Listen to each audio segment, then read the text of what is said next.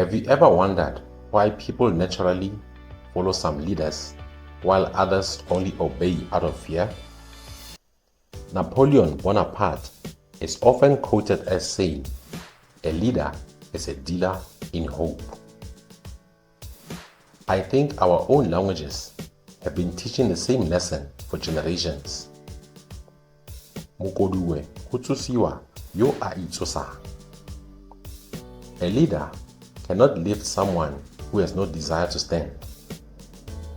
The role of a leader is to awaken what already exists inside people. Think about a seed. A farmer does not force it to grow. The farmer prepares the soil, provides water, protects it from harm, and trusts nature to do the rest. Leadership works the same way. Our ancestors understood this. Mojamorago ke kgosi. The king eats last.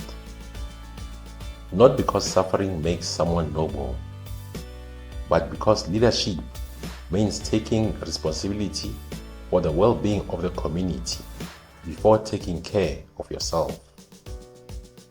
A hungry community struggles to think about tomorrow. A healthy community can cooperate, create, and solve problems together. Then there is another proverb. Tsie, fofa moswang.